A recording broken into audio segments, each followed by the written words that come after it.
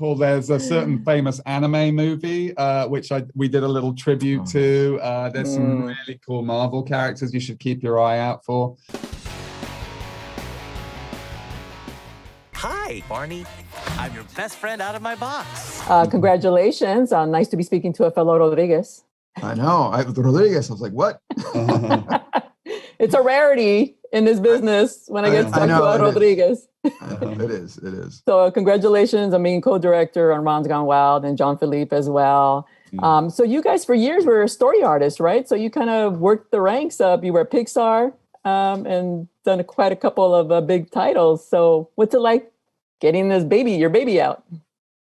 It's kind of surreal and exciting and beautiful, really, because, as you say, we were at Pixar together. We worked on the same shows, and we made a connection, and we would pitch each other the personal projects that we were working on, the short film ideas, and give each other feedback and notes, and kind of just try and help each other get the next step up the ladder.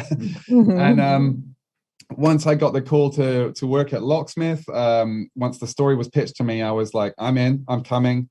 I had to get Octavio over to join me and get this thing done. Yeah, no, it's been an amazing experience, and I'm just grateful to be here, because for us to tell stories, that cafe in the Pixar days is amazing. And again, it's just been such a privilege for it to be out there in the world now. And so by now you guys have a shorthand, right? How to speak to each other, how to understand each other. I mean, that really helps, right? Look. Especially. Yeah. It's just eyeballs. That's all you need.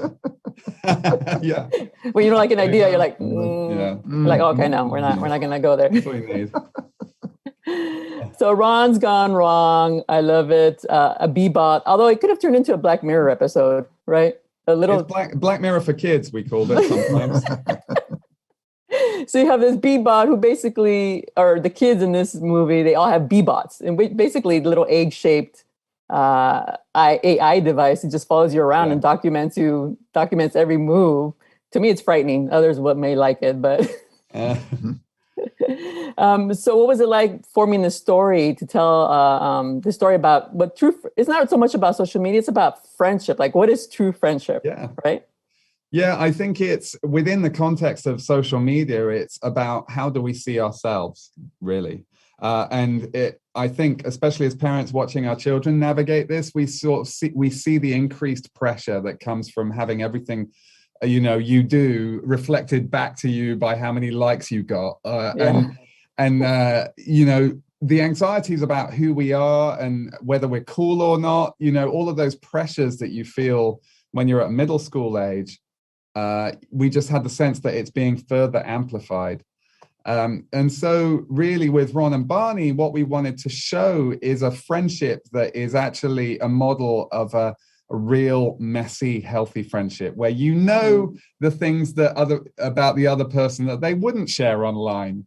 And the things that are weird about them, and that you disagree with them, but yet you're still treating each other with respect and love. And that to us is really the heart of the movie. Now Zach plays Ron, Zach Galifinakis. Perfect. I mean, he knows how to play the naive kind of troublemaker, right? Did he come to mind? Is that like the first name that came to mind? He felt just the right person to do, to be Ron. And that's what it was. It needed to be somebody that, as a kid that's like unfiltered and just saying it like it is. Yeah.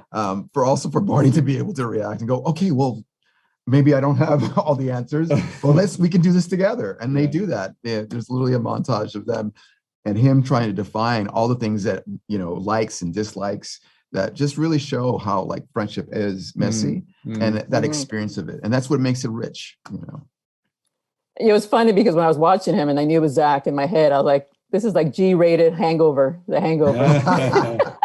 That character. So the Bebots in the movie for the kids each have like their own specific look. I'm sure your animators had so much fun because I can pretty much, if I would, be able to pause it, I could probably see like little details, little Easter eggs. Am I right? Am I right in saying that? Oh, absolutely. There are little treats. We designed so many versions of the Bebots that we call them skins that you can download, and they're animatable basically. And we designed so many ones that we would want. So, for example, there's a certain famous anime movie, which we did a little tribute to. There's some really cool Marvel characters you should keep your eye out for. And there's some really quirky, super weird ones that we just wanted to do because they were fun. Yeah. I think I spotted a luchador in there somewhere. Yes. Is that right? That is true. And he's voiced it or not. Yeah. Voiced by a certain, Rodriguez. Yeah. Oh. So, it was for us, it was like a huge fun little thing that we could do. But we really wanted to make that so that we can customize for the kids, because each one is like doing self-expression, Yeah. And that was really important. So we were very fortunate that they let us kind of like make this vast design in different skins. Yeah, that part was cool because I was like, oh man, they must have had a ball doing that. Oh yeah. And then Barney's voiced by Jack Dylan Grazer. He also voiced the movie in was it the Pixar or Disney movie? Luca. So did you have that? Did you have that in mind? Was like, okay, now he's doing back-to-back voiceover animation. Was that in your mind? Well, we got him first. Oh, okay.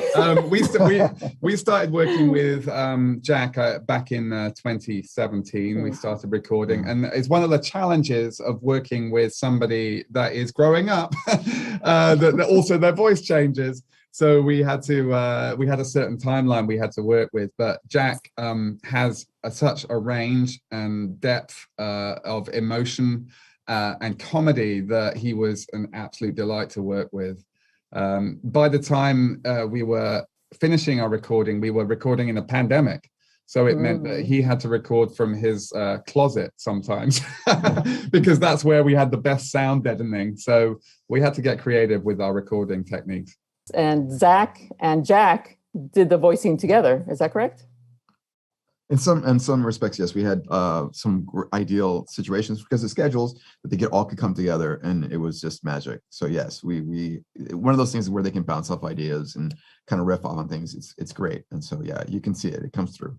We had them arguing with each other at one point, right? So and that turned out to be one of the funniest arguments in the movie, and it's just them, riffing, improvising back and forth, and for us, that's like it's gold. Yeah, we'll take it.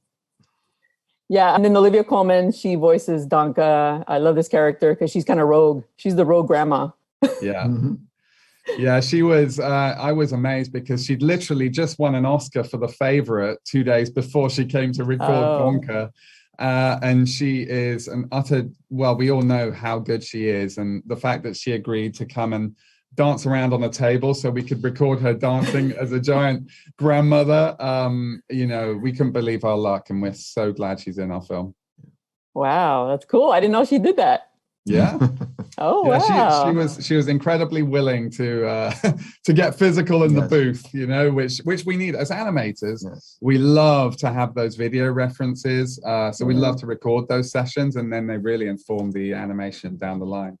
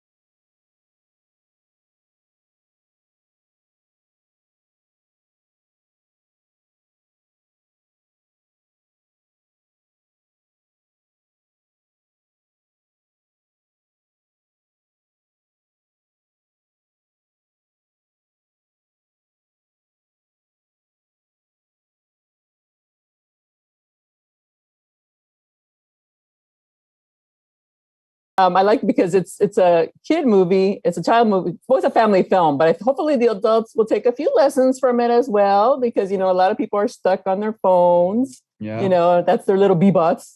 So I think everyone will have a fun time and then maybe learn a little thing or two. Yeah.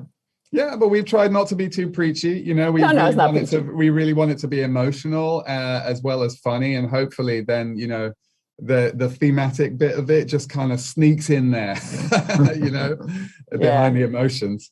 No, it definitely makes you think about your own habits. So that's a good thing. All right. Thank you guys, and congratulations. Well, Thank you. All right. Thank you for your time. Adios. Okay, Thanks, bye. Lupe. Adios. Cut that pin.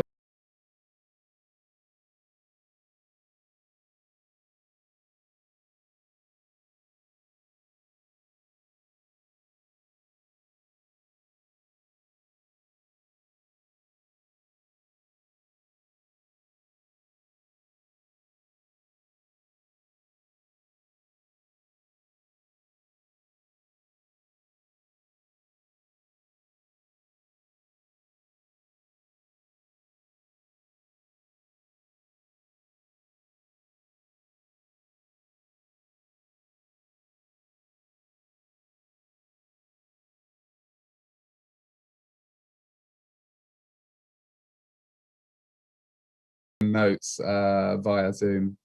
Mm. And how is it now? Are you still finding that with this whole pandemic and new ways of working, was there another new ways that maybe you might adapt for future work? What do you think? Yeah, I think so. There is some things that you can do. We were talking about like drawing on screen, which is kind of cool of an idea, especially if you can get like the actual edit and work through the movie.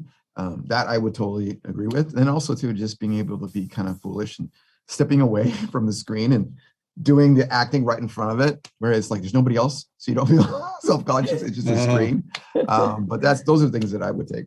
Yeah, I mean, we got to work with an incredible array of talent here in London, but also brilliant animators, for example, and technicians in places like India, Vancouver, Montreal. So it actually enabled me in some ways to feel like my whole animation team felt equal. It wasn't like there was some in our studio and everyone was kind of equally in their bedrooms. So in a way that kind of gave a nice equality to the whole thing. And I like this little part about the story where Grandma Danka got the Bebot from like a street by an alley. I thought that was hilarious because, you know, growing up in the hood, you know, that's like, we couldn't afford the latest technology or the latest cool thing. So we had to go buy like so that was a little nice touch. So whose idea was that? Was that in the story the whole time, or how did it? It was in the story the whole time. Pete and Sarah are our brilliant writers, and I think that was one of the ideas that was in there from the get-go, because this is a family that doesn't have much resources. And Donka is kind of an unpredictable agent of chaos, and she'll just figure out a way to do things. So we really wanted to show actually that it's kind of hard to buy the latest device for some families. And dad does everything he can to get his son a Bebot. He doesn't know it's broken, but he tried. And that's the idea of her being resilient as well. Well, I found that really endearing because it really speaks to a lot of kids who can't afford like the latest cool things. So it was like, oh, somebody finally like touched upon that, because you rarely see that, you know, in any kind of movie.